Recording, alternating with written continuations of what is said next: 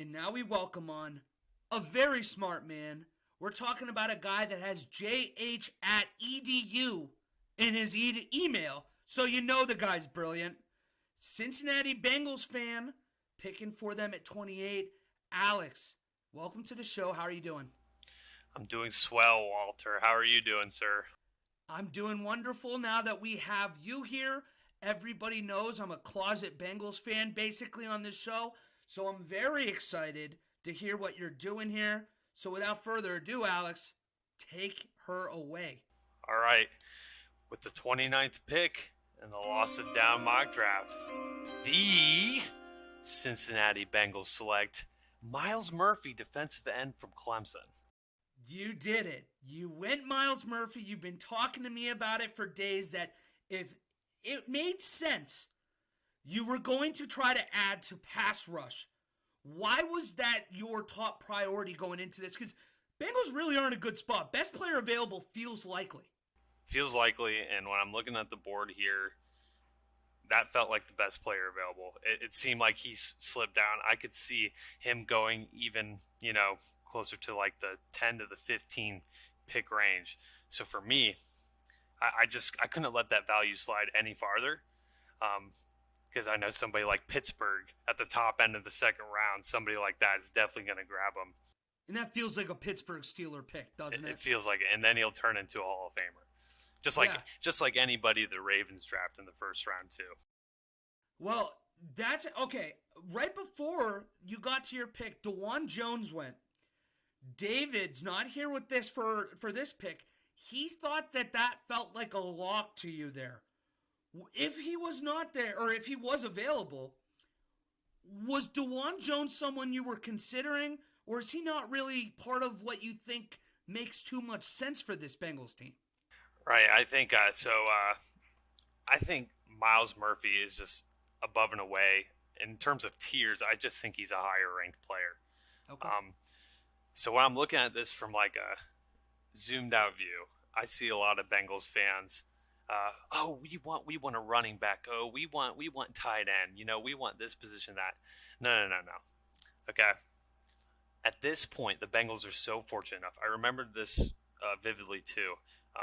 Back in I think 2013 or 2014, the Bengals had really talented roster. They went Tyler Eifert. They shocked everybody. I don't think anybody was expecting them to go tight end in that draft. So I kind of want to make a splash here. I know a lot of people, they like Joseph Asai, they like Trey Hendrickson.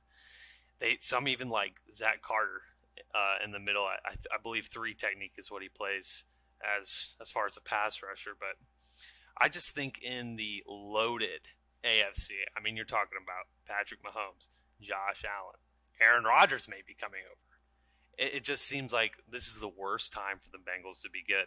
But I think an elite pass rusher with double-digit sack upside could be something that would be key to stopping like a Mahomes or an Allen in a deep playoff run. I just think that position makes a ton of sense for the Bengals here, even if they might have some quality players there right now. Well, one of the things we love to talk about on this show is that running backs, don't take them in the first round. Don't pay them after the first contract. If Bijan Robinson is not there at 29 or 28, there doesn't really feel like a purpose to take Gibbs or to take one of these other high-profile backs, because you're going to be able to get a very good player day 2, day 3, and it's the same with the tight ends. This tight end class, at this point, Loaded. Only Michael Myers gone. So, yeah, you can kind of play chicken and hope that one's there in the second or third round. Yeah, and I think the Bengals, I believe, hosted some visits. I think they hosted some of the likes of like the Sam Laportas of the world or the Luke Musgraves as far as the tight end goes. Look, I think Jahmyr Gibbs would have been a fine pick here, but to me, I think the Bengals need to prioritize a back that they can get deeper into the draft. This is a very deep running back class along with tight end. I think they could wait, get a lower caliber player, but maybe somebody who could pass block. It seems like Samaje Perine, a lot of Bengals fans are upset he left, not because of his rushing or maybe his receiving, but his pass blocking was truly unnoticed. It's the same thing with Giovanni Bernard. You know, a lot of people from outside the Bengals were like, he's such a dynamic player, and he was.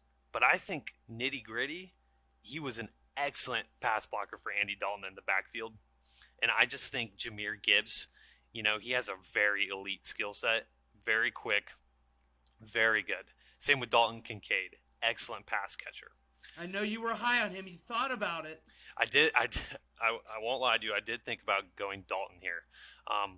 But it seems like the Bengals are committed to staying put where they are. It seems like they had a really nice buy low with Irv Smith Jr., still very young, coming off of an injury. But the Vikings had a lot of hope for him. But he just can't stay healthy. So if the Bengals can turn him into somebody like Hayden Hurst was for them last year, I think the sky's the limit for Irv. And I think that shows that the Bengals are pretty content. They also re-signed Drew Sample, which is excellent blocking depth. Terrible second-round pick, but a great blocker at the tight end position. So that kind of screams to me they want to spend their first-round, slot money elsewhere. And I say it all the time now, but Joe Burrow is tight end Robin Hood. He's going to get whoever is there paid, whether it's Irv Smith, whether it be Drew Sample.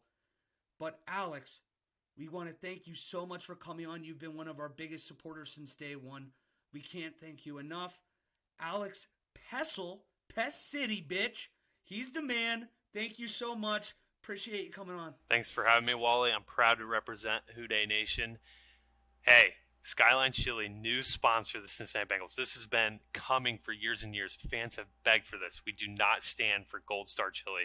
We are Skyline Chili people, okay? So we finally feel represented. It's a new day in Cincinnati. This is the turning point. This is a Super Bowl run. This is a great time to cut him off.